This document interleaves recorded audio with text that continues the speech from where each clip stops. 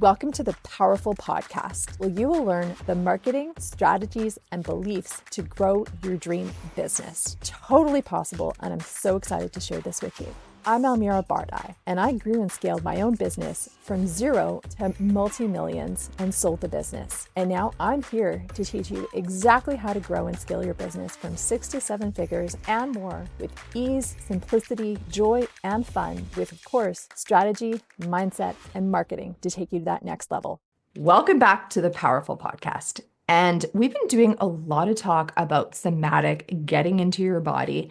And I have an incredible expert and dear friend, Becky Aste, who's going to talk about shifting your identity and how it's done through the body. Becky is a trauma-informed somatic relationship coach, CEO of I Do Breakthrough, and host of your Breakthrough Blueprint, a top 5% podcast, and we'll include the links in the show notes.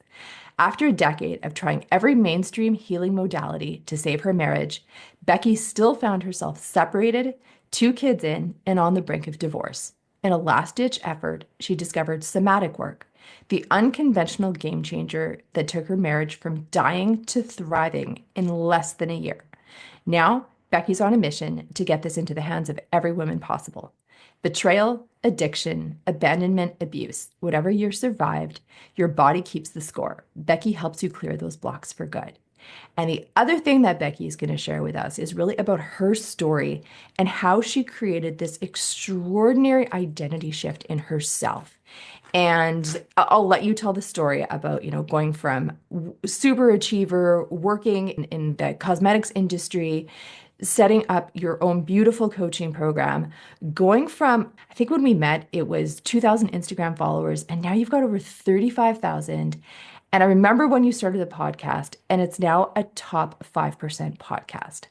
Lead us through that journey, that story, and just everything of where you're at right now and how that happened. Almira, I'm so happy to be here with you. It feels like home, and you've been such a huge part of this journey. It's really beautiful to know that you've been my friend through all the transformation and metamorphosis, and constantly the girl that I say everyone deserves in their pocket to cheer them on. So Thank you. I would have to take it back to actually when I was 18 years old, when Mm.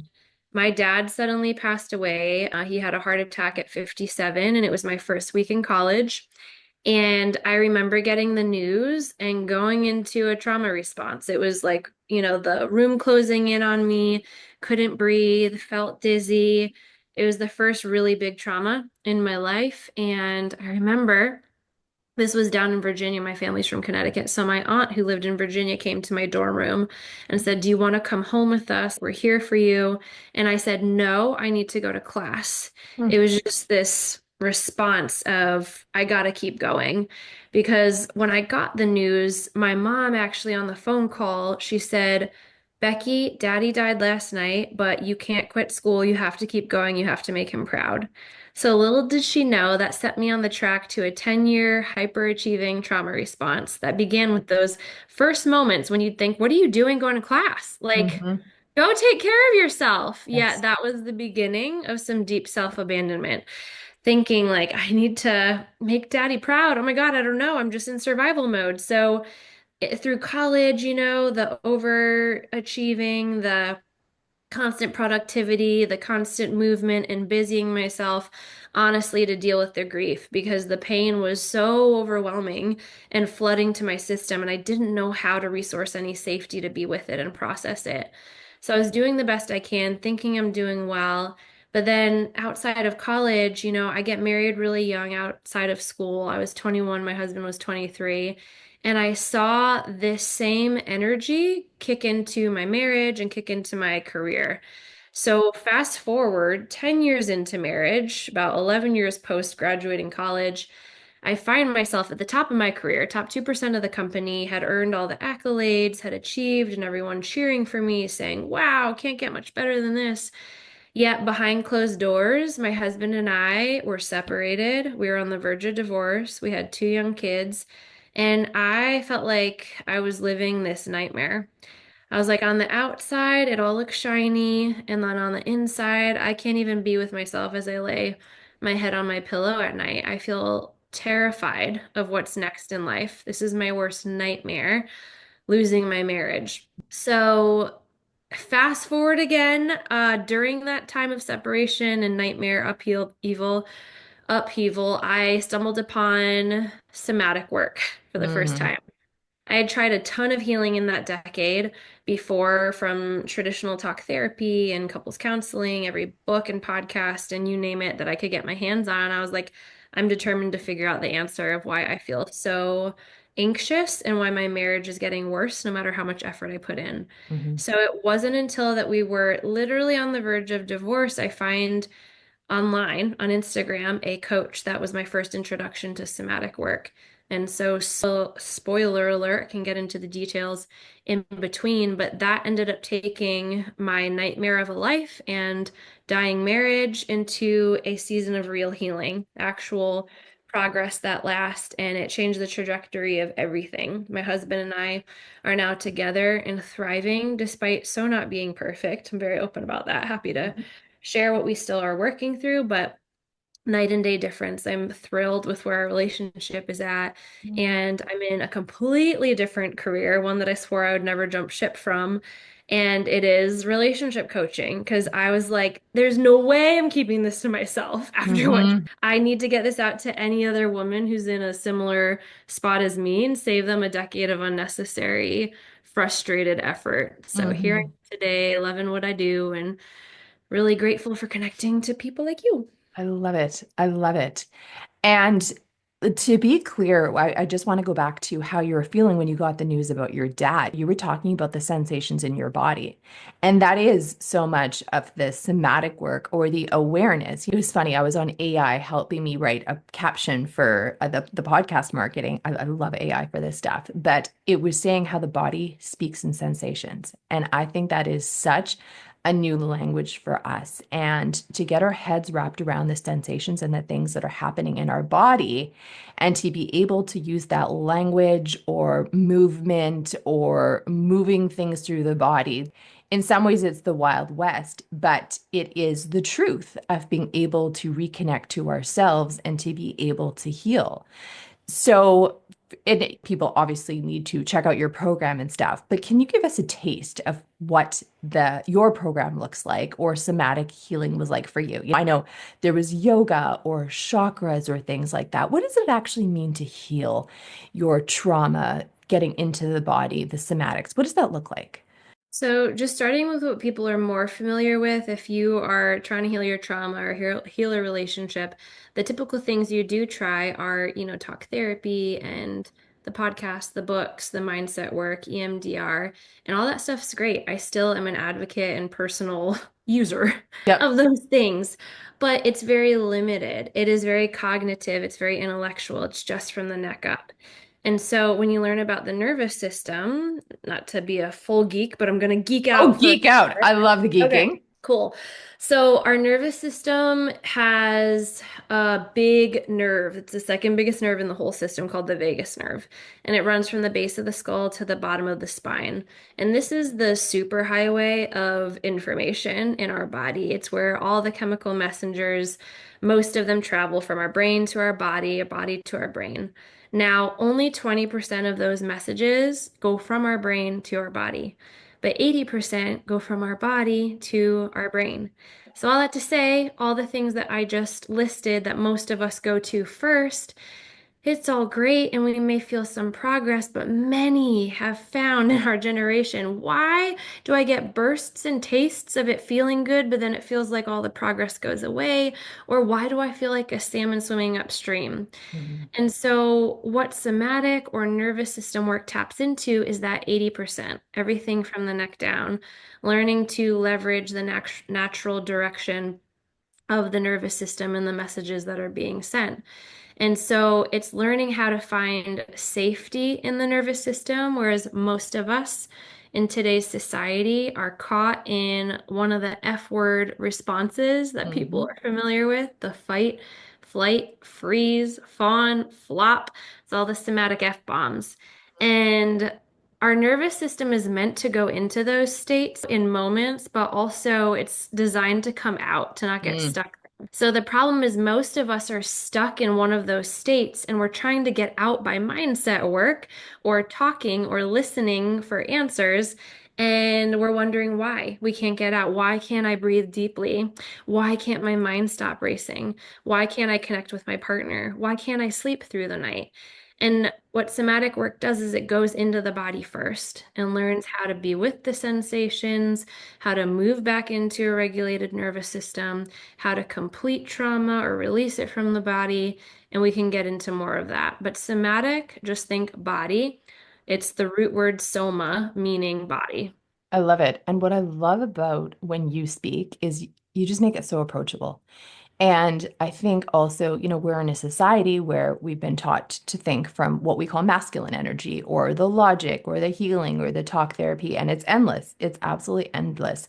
But it's still, at least for me personally, it felt like I was just continually chasing a loop. I was stuck in a pattern. I was stuck in a loop.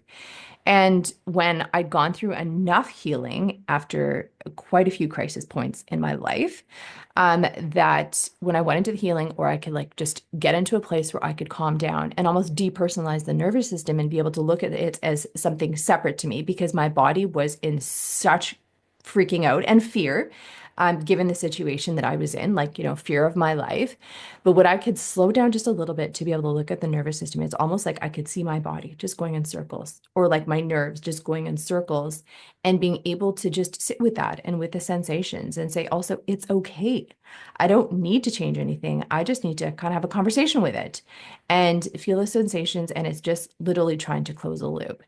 And now the amount of joy that I live with, I mean, it's funny. I love those memes when it says when you go down the personal development world, it's like being on a roller coaster, and the memes are just like, oh my God, get me the fuck off this thing. It's crazy and wild, right?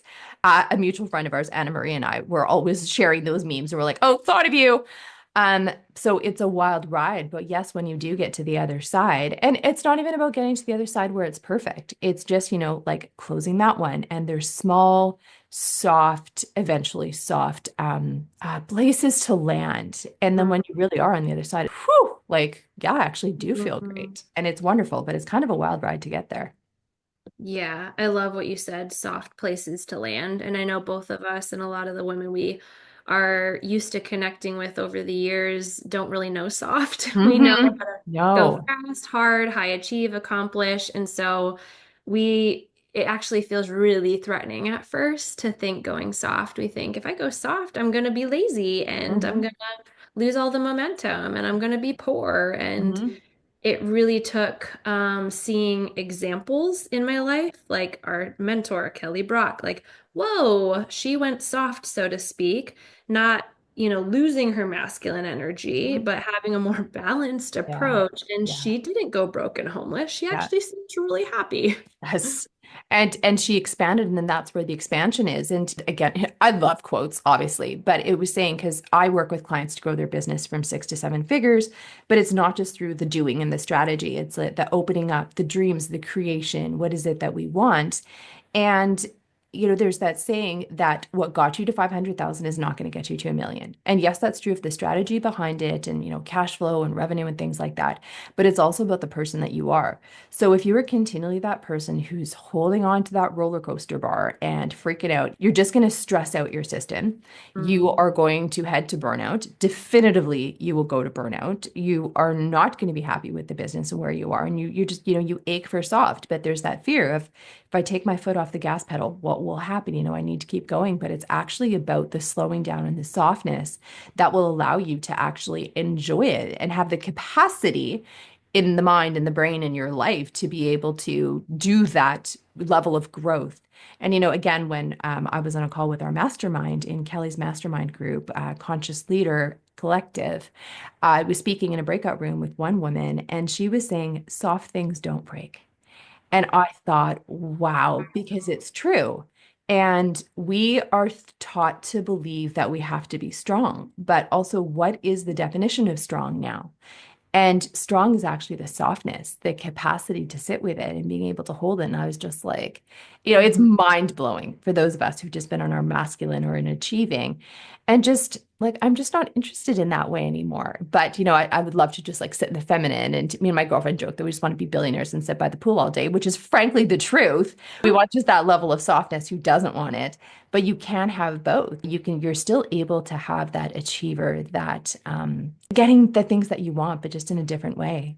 So going back to it, your identity shift, because I remember even when you started your business, you were like, this is amazing. I need to get it out to the world, but also a bit, I don't know how or who or blah. It was like, it was just the start, as we always go through that kind of exploration and starting.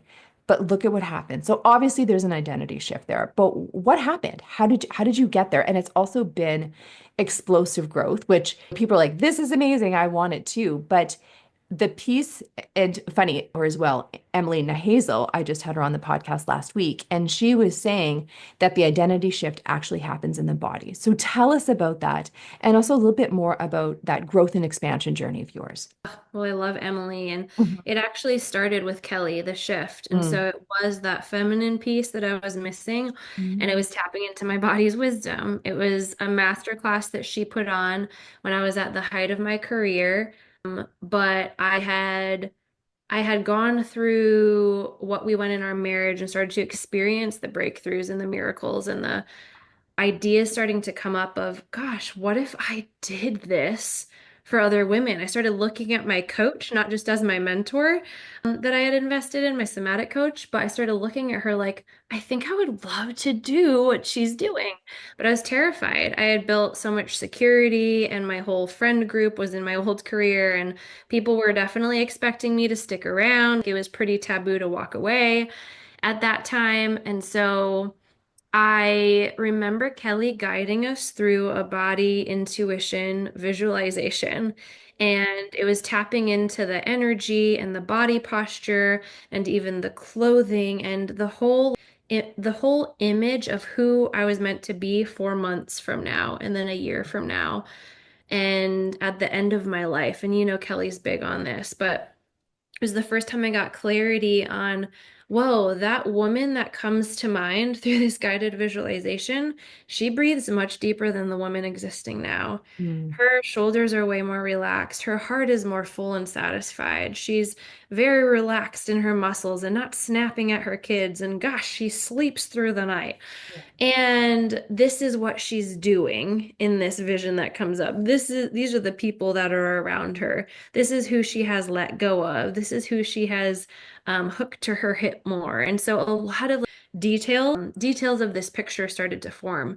And so it was this intuitive knowing, which was very new for me. I was very used to follow the plan, hook your hip to a mentor who is successful and do what they tell you to do, versus a coach who says there is no quote unquote blueprint or plan for you other than the one that is aligned with your own intuition. And I'm here to help pull that out of you. What are your best next steps? I'm not going to tell you what those best next steps are.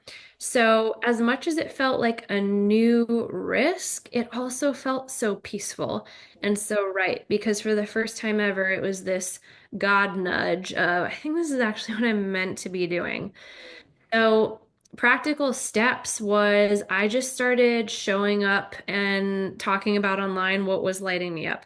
I was polling my audience like, hey, who here struggles with codependency or is afraid of separation or what kind of podcast do you listen to? And just getting a feel for my current audience of what challenges they were trying to solve, what was interesting to them, just getting a sense for a lay of the land. And then I hired my first ever business coach. It was a leap of faith, it was an investment. I had never invested that much besides college, right? But this felt risky for some reason. People throw way more than this at grad school, but Yeah. because it's entrepreneurship, like, am I dumb? So these were the first steps though of just here's somebody that I can learn from who all I have at this point are raw materials and experience and lived wisdom, and I really need somebody to just help me walk through what's going to be what day by day the steps to build this business from the ground up. Oh my gosh, I love it.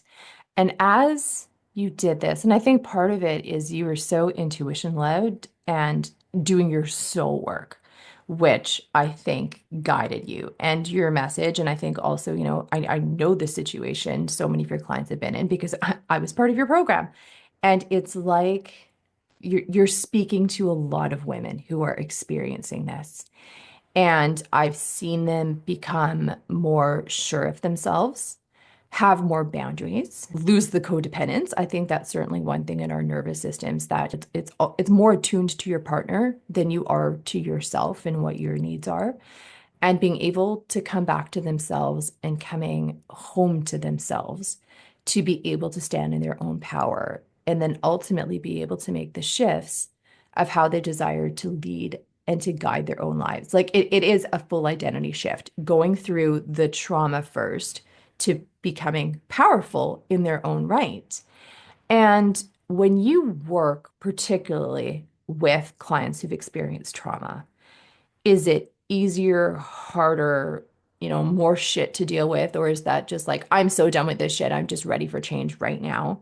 That helps them shift into a new identity and a new way of being. What is that ride like? It's interesting. Tell me if I'm answering this question in the way you mean, but what happens with at least the women that come to me first is the big dumpster fire in their life is their Mhm. relationship. The Yep. only thing they can think about that's taking up their energy, their mind space, from the time they wake up to the time they go to bed is how can I fix this relationship? So they don't even have the mental capacity as much as they wish they did. They don't have the mental capacity to really show up as the mom that they want to be, the present, connected, slow to anger mom. They don't have time to think about their career purpose the way that they know they're maybe meant to reach a higher calling in life. They're not really able to dive deep into their spirituality or figure out answers in that area because the relationship is like so much. Mhm. So, what I find, and this is my favorite thing about relationship coaching, is watching the metamorphosis from that woman coming in with the dumpster fire relationship to getting to the end of this journey where she has either, route A, healed her marriage, healed her relationship, and found peace for the first time ever, or route B, found the peace and clarity that, hey, I've actually outgrown this, or this person is not right for me, but it is no longer terrifying. It actually feels expansive and I feel supported and I feel resourced enough to go down this path, whereas before it would have triggered the hell out of me. Mhm. And for the first time ever, that client, that woman at the end of the journey is like, whoa, two main questions come up. One, who am I outside of my relationship? Who am I outside of my trauma? And what's next? Like now Mhm. that I've discovered this superpower of my intuition that was hidden under the rubble of my trauma for all of this time. How do I go deeper in that? I think it's leading me to maybe a purpose project or business venture or diving deeper into just motherhood and nurturing that and whatever it is. So the identity part is really exciting when I see a woman get to the point of readiness to dive deep into her identity and intuition.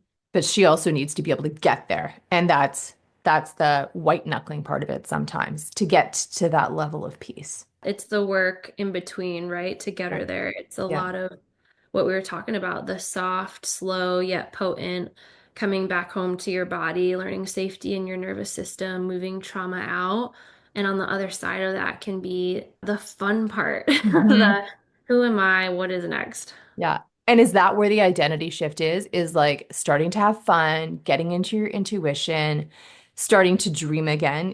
I know when I was going through mine, it felt, and I remember like two, three times a day and emotions so raw and so on edge. And it was just like a darkness. I couldn't see into the future, or I couldn't see 5 years into the future.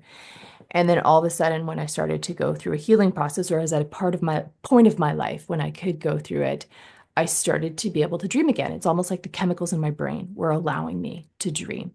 And is that the part where it's like, I am safe? I have safety in my body. It's not just my mind saying I'm safe, it is feeling safe in your body and also thriving in your body, because safe is sometimes it's just survival still. It's just a different version. But is that where the safety or the calm or the peace or whatever it might be is where it's okay or it feels comfortable to shift your identity, to step into the version of the woman you always thought was possible or whatever it might be? When it comes to identity work and the body, one thing that can be a really interesting, cool indicator of just even where you're starting, if you're wanting to sift out, like, what is my authentic identity and what is my ego self? Mm. Who is my true self? Who is just my trauma and my survival responses and all these masks I've picked up throughout lifetime?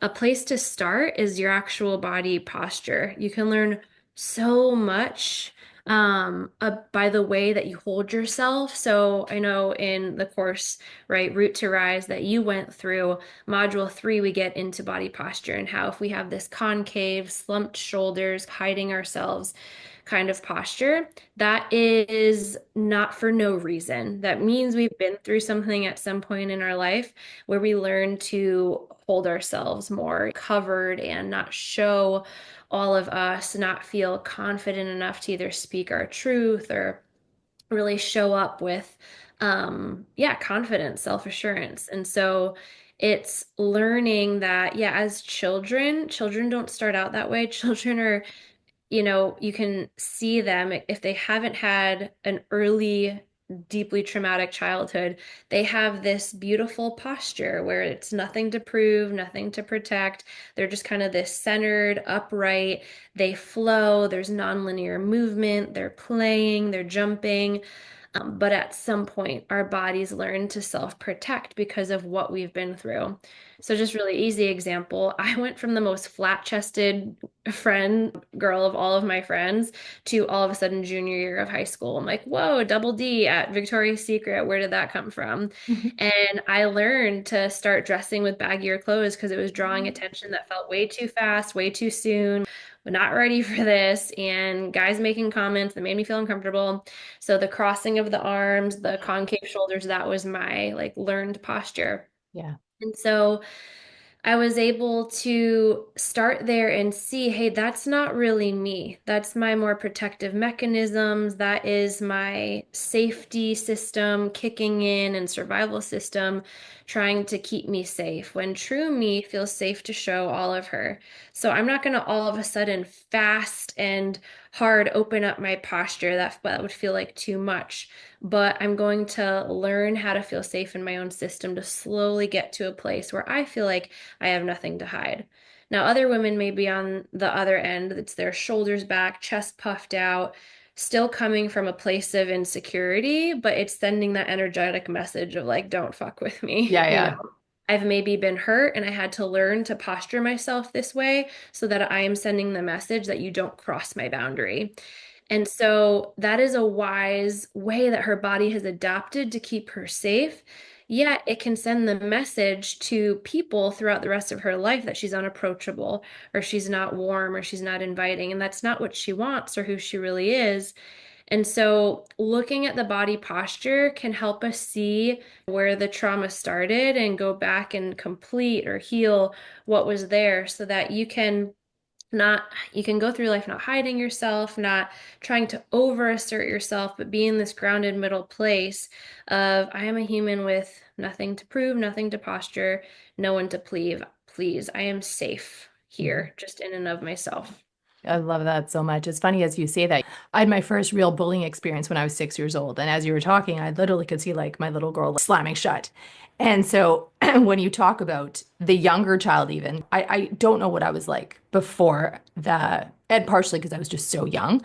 I don't recall the jumping, the playing, and being super free. I recall the slam shut, stuff my feelings down. I don't know how to handle it. I didn't even talk about it. It's funny because my son told my mom, oh, my mommy was really bullied when she was a kid. And my mom was like, what? And she said, I didn't know that. But I said, I didn't talk about it. But, I feel it in my shoulders. I can feel it like the rounding, the protection. And whenever I've recognized that whenever I feel that way, I just need to havening. I love havening, just rubbing your Mm. shoulders and putting it down. And then my body just feels calmer and I can just think or feel comfortable with whatever next step of expansion I'm working on. Again, taking a very objective look at my nervous system, I can see that whenever I talk about expansion, the first thing my body does is contract. And I used to go down a negativity spiral and be like, oh, I'm never being able to get there or blah, blah, blah. And then I was like, okay, the brain is the meaning making machine. And so my brain will always try to find a story and take me on a spiral. But when I can look at this contraction with neutrality and just say that my body needs a moment of safety, it's that simple. That's all I need is this moment of safety. And then I'm able to do the next thing I'm working on or the next thing for my expansion. So one of the things that I now do after working together is just find safety. It's super simple. And I used to get really down on myself, being like, am I ever going to be healed? Is it ever possible? And then I was just like, what's the big deal of having to find safety every single time? It takes 5 seconds. It's not a big thing. This is just a tool. It's a learning about how to get into my body. And when I can look at things as tools and lessons and stuff, then I'm like, okay, I simply need to find, like, I was making this whole big story about this and blah, blah, blah happened. And, this is difficult. And it's just like, dude, calm down. Calm your brain down. And just get in the body, have safety for the moments that you need, and just move on. And I think that's also just led me to more joy, more calm, less catastrophizing in my brain. And definitely it's calmed the vagus nerve down. I can feel the nerves in my back. I can feel my spine tensing. And just getting into those sensations to be able to recognize it and just say, I just need a moment of calm. I just need a moment of safety. My body needs it. And it also helps reconnect my brain and my body because for so long I've just operated from thinking and cognitive. Just a moment to be able to reconnect them, get them back together, get them on the same page, and choose how we move forward by leading through my intuition. So that makes me think of, I'm curious if you've heard of this, but work by an incredible woman. Her name's Bonnie Bainbridge Cohen. And she developed what's known in the attachment world, attachment theory. Those who have heard of the anxious attached or avoidant attachment, that's all attachment theory. And Bonnie Brainbridge Cohen, who's an attachment, researcher, came up with this satisfaction cycle. And it talks about how the way that we entered the world, our body keeps the score of things, even from prenatal, but definitely even our own birth experience, where there's this cycle of 5 things that happen. And in a perfect world, it would be this 5 things in completion, where it starts with a push, the baby pushing out of the mother, out of the birth canal, and being able to reach for the first time, right? The baby's born, it's putting its hands up, it's reaching for connection.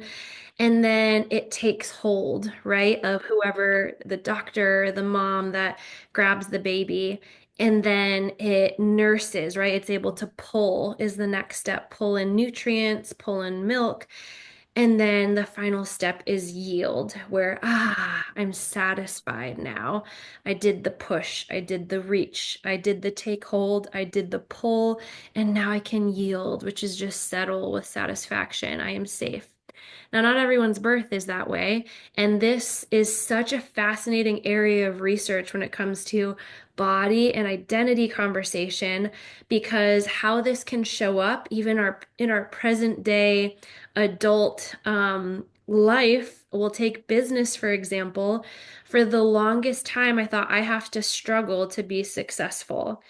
And it was a wild aha moment for me when I learned this and did some work on this, that, oh, I was a C-section baby. I Hmm. struggled for, I was like 24 hours. My mom was in labor, and according to her reports, my head was headed down her leg and I was not coming out.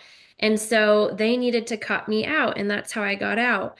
And I was like, holy cow, mind blown, had this aha moment of, that is literally the exact same pattern I'm repeating in like any business thing. Yeah. I have to struggle to be successful.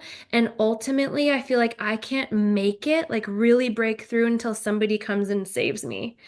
And it was like, so I've done this with other clients who have identified with, hey, I'm good at starting things, but I never finish, or I can never like complete the task. And it's like, is that really you, or is that an imprint left on your body from way back to the birth canal? That if we go back there and do some somatic work, completion around, watch what happens in your business of finally, for the first time in your life, feeling safe enough to complete things on your own. Oh my God. So, Oh my God, that's really interesting wild. stuff. So when you say the somatic work of, going to birth or something, it's literally almost like with your body acting out your birth. Is that it? Like moving your body that way? I just want people to get what you're talking about. Yeah, this may seem so crazy, and I would have thought it was crazy too until I did it. But I remember one session where I was in a one-on-one session with my somatic coach, and I was actually at her house, and we were on her couch, and she literally like covered me like in pillows, like covered me, and this was us having me go back into the womb. And we were able to go really slow and just see like what's tracking my body sensation, how am I feeling? And I felt very constricted, like short of breath, and that's been a pattern even my whole adult life. And so slowly I was able to throw off my own pillows, not waiting for her to come save me, but go through this whole experience until I felt like I made it out. And then I was able to connect with her, and I was like, whoa, my breath is open. And my breath's been a big area of breakthrough in my own journey. But that's just an example of what that might look like. And when I've done it with other clients, I mean, sometimes you can just use the power of imagination. We don't ignore the mind in somatic work. It's not like we don't ever talk or do Yeah. cognitive things, but having them imagine going back into that version of little baby you and tapping into what might have been the sensations and just guiding a client through the satisfaction cycle to things that were precognition can still leave new imprints on the body. Oh my gosh, I love that so much. One last question as we wrap up is you and I were talking yesterday about why are the women doing all the work? And why does it seem as if everywhere we turn around, and partially, it's the group that we run with, like look at all the women in our life and we're all doing this work and doing it together. But why are the women doing it? And yes, there are conscious and extraordinary men out there who've done the work. This is not a man-hating conversation to those who are listening. But why does it look and feel like it's the women doing all the work? And I thought, especially that video that you sent me was just wild. So do you want to talk a little bit more about that? Maybe we can link that in the show Yeah, notes. That yeah, video does such a inspiring job of explaining it, yeah, but I can't tell you how many women are just frustrated with that. And it's not to invalidate the frustration. There are so many women, I would say the majority of our society, that are the go-getters, taking the lead on healing, of really wanting to have breakthroughs in their lives and just feeling like I'm dragging my partner along. Why can't he care about these areas as much as I do? Or why do I feel like I'm begging him to get on board and heal or whatever it is? And so I felt the same way for a really long time, and that still pops up, but I'm able to recognize it in a different way and shift into a more empowering, helpful response with my partner.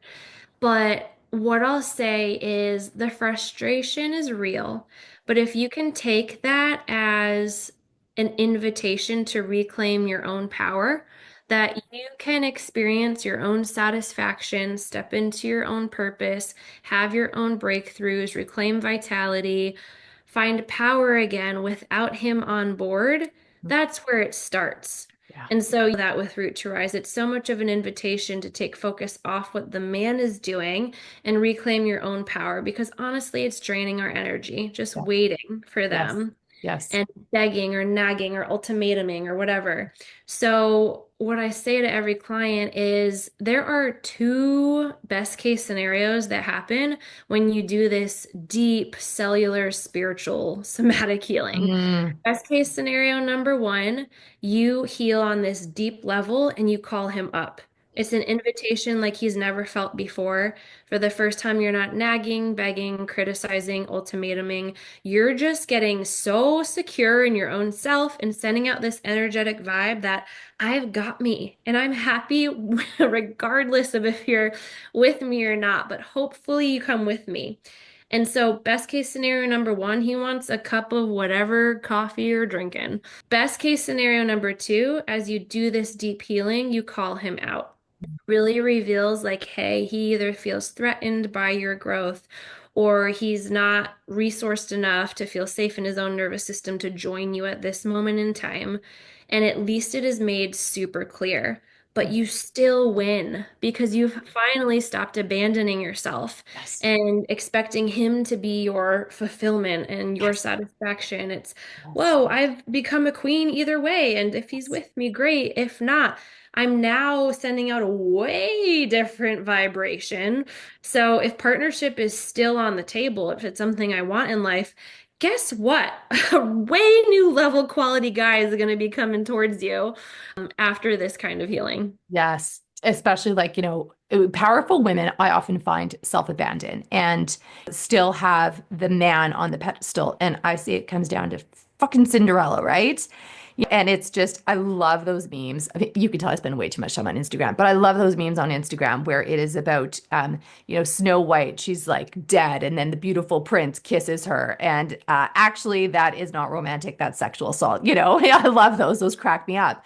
But it's also a truth about our society that to a degree, we're waiting for the man. We're waiting to be chosen. And when we pick ourselves, it is the simple act of picking ourselves and empowering ourselves.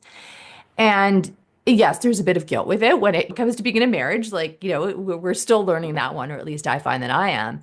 But when that happens, that's where the identity shift comes. We step into our power, just like you say, the empowerment piece. And all of a sudden, being able to say, who am I? What is it that I actually desire? Finding the safety in the body. And actually, the body is the energetic field. That's where the vibrations come from and the ability to shift your life and your energy. That whole piece comes from the body. And it's on its own identity will change. Obviously we need to get into alignment, but when that happens, that's what the miracles happen. And that's where the energy shifts will either happen and bring in the right people or keep the right people, or that's where the changes. But also there is a lot of fear around identity shift because you are letting go of everything when you're going into the unknown. But when I can practice safety in my body and it's okay to go into the unknown, I'm much more open to that and just realizing all it is on the other side of that opening is the me that I've always wanted to be. Yeah. Yeah, you hit the nail on the head. And since you love quotes on Instagram so much, I also love Instagram quotes. And it's my love language is sending reels back and forth Yes. to my friends that Yes. resonate. But the one that always stands out that speaks to what you're talking about is your nervous system will always crave a familiar hell over an unfamiliar heaven. Yes. It really doesn't give a shit between what's good for us and bad for us. Its main job is just to keep us safe, and Yes. safe equals familiar to the nervous system. So, this work that you're talking about of learning what safety feels like in your nervous system, it can help you move from this chronically stuck in fight, flight, freeze, or fawn way of living to tasting and then expanding and normalizing what safe and good feels like in the body. Safe and good feels like deep breaths. It feels like the ability to go slow. It feels like a regular heartbeat. It feels like I can make eye contact and be in connection with someone. And so when we're in that state, now we can tell the difference between what is a real threat and a perceived threat. When we're just stuck in that survival state, everything seems like a threat. Prince Charming could walk our way, and we're like, I don't trust you. I don't trust no one. But when we taste safety, and anyone can build that, we're able to see, wait, this actually isn't a bear in the room. This is just me leveling up in my career, and it's stretchy, but Yes. it's not unsafe. Yes. It's not a period. It's just a comma is one thing that I was realizing today. Because I've become best friends with my nervous system in some ways because I can read it so well. And I've stopped being frustrated with my nervous system because I'm literally creating my own problems. And when I could start to like just be best friends and realize I'm almost psychic about my nervous system now, I'm like, oh, that's just you doing this. And, here's what you need. It's not a period. And I think that's also my trauma response. The door just shuts and it's no. It is just a Mm-hmm. no. I'm not going there, and getting comfortable with change. That's a big one. It's funny. People are like, you're so brave and great at change. I'm fucking terrified of change. I had to learn to find safety with that, because if things don't change, there's no fun. It's just going to be boring and stagnant. And I don't want my life to be like that. But until I defined what it is I desire my life to be like, which is like exciting and adventurous, I was like, okay, it's not a period. It's just a comma or a semicolon, and just calm down. And again, finding that safety is just like, it just takes me off the edge. And it's just wild, especially after the intense few years that I've had. It's Mm-hmm. okay for my nervous system to be like that. But on the other side of everything is just like that softness, that lusciousness. Oh, lusciousness. Love that word. I Love love that it. word. I love it. Oh my gosh. Do you have anything else to share with all of your magical, amazing wisdom? Oh my gosh.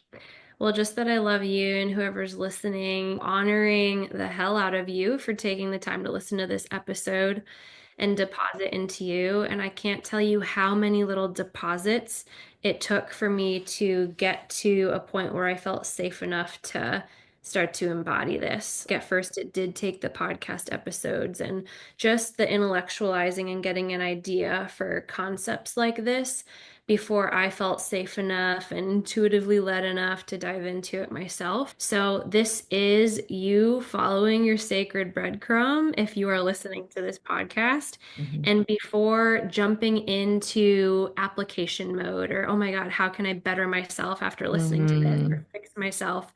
I invite you to anchor in how much of a badass you are for even taking this time in the first place. And don't let that pass you by. Anchoring how good it is that you just invested 45 minutes into yourself, into your healing, and feel how that feels in your body. Yes. I love it. You're amazing. Thank you.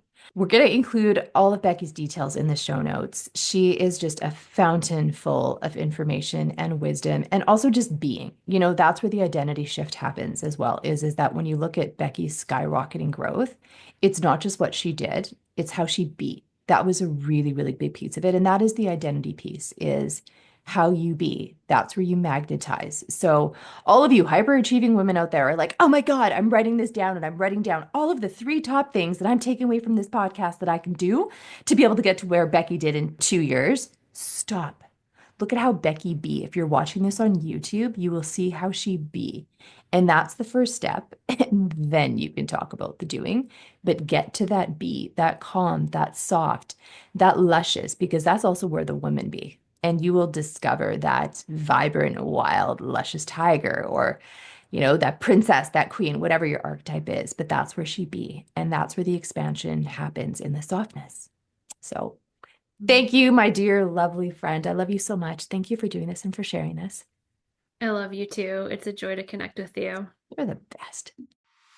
Thank you so much for tuning in to the Powerful Podcast. I've so enjoyed sharing all of my insights, all my mistakes, all of my learnings as I grew and scaled my business from 6 to 7 figures. If you enjoyed this, please leave us a review. And then I'll send you back my top 3 ways to make $10,000. And I tell you, they're super easy, super creative, and super easy for you to implement. So please drop us the review, send it over, and we will send you back with my top 3 ways to make $10,000.